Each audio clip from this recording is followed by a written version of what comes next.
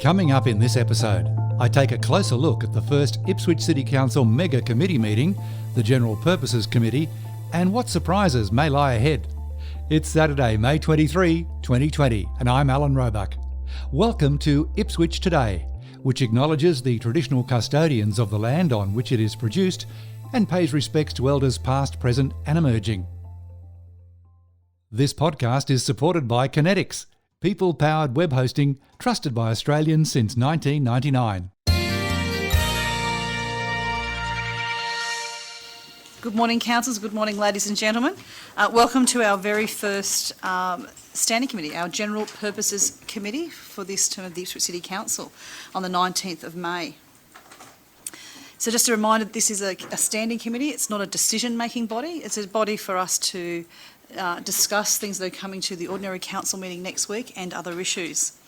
This is the first time that the council is actually live streaming an actual standing committee, so I think it's a huge leap forward for us when it comes to openness and transparency and accountability. Mayor Teresa Harding at the opening of the first council meeting on Tuesday, May 19, and the first to be live streamed. It was clear from the outset there would be nerves on display around the chambers, not just from some council officers uncomfortable with questioning and knowing they're being live streamed. Some councillors were clearly nervous, and that's only to be expected in the early days of a new term. A host of new meeting procedures also presented a somewhat clunky committee meeting first time around.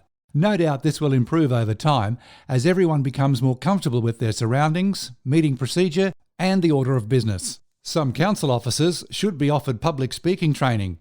In one example I observed, an officer was not speaking confidently while being questioned by councillors about the contents of a report. From the committee meeting, here's Councillor Ireland discussing a request for a community donation. Through the Mayor, just before you go on, yes, I see that they ask for the money for security cameras. Is that in our policy that we're going to approve that for all not-for-profits? If that was part of the submission and if that's been included as part of the stated use of funds, then that'll be up to Council to decide. I can say that the submission and the details provided to the officers have been reviewed. That's their job. And this is the recommendation that they've made. But what my question is that security cameras now for premises are part of our approval for community donations? Yes. Okay. Councillor Doyle on the same item.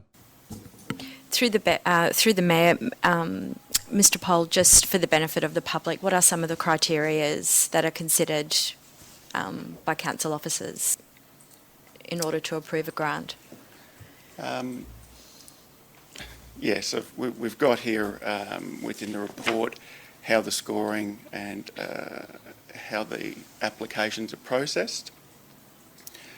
So the weighting criteria that's applied relates to the program or the submission's alignment with the corporate plan, how the applicant determined the need for the project, so how they're able to articulate the need for the work that's being done or the activity being undertaken, the expected outcomes for the proposed project, as well as the sustainability of the project beyond council funding. Fantastic, thank you.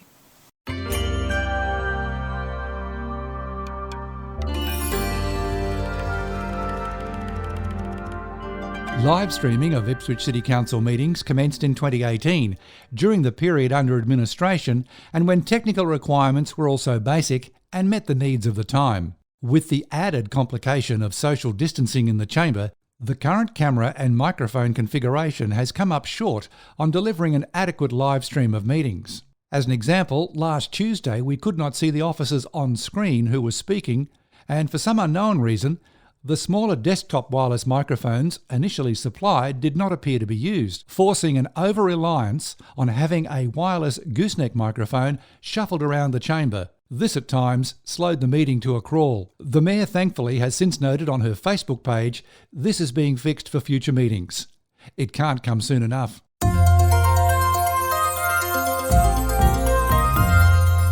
In reviewing the General Purposes Committee, there were no real surprises on the agenda.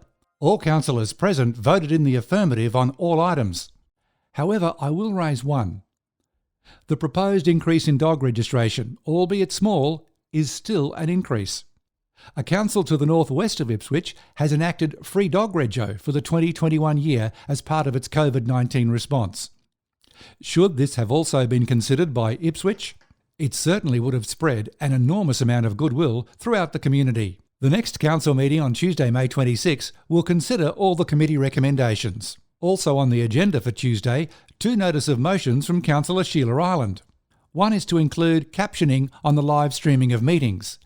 This could prove problematic in the short term. The other motion may spark more community debate over the recognition of current and former councillors on plaques across the city. Councillor Ireland will be looking for support to recognise the contribution of David Pahlke to Rosewood and surrounds and his long-standing efforts to establish a local library by calling for the installation of a plaque next to the official Rosewood Library opening plaque. Will this go through with as little as a whimper, or will it spark some lively debate on the council floor? Tune in Tuesday from 9 a.m. on Ipswich City Council's YouTube channel to find out. And finally, a word about council management of its YouTube channel, in particular live streaming of the meetings. Closed sessions for meetings automatically create multiple YouTube clips on the same day, all with the same name.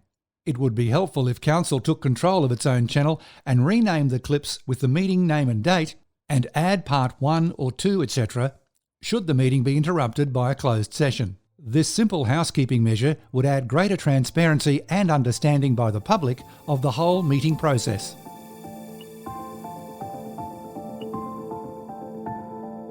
Ipswich Today is supported by Kinetics, people-powered web hosting trusted by Australians since 1999.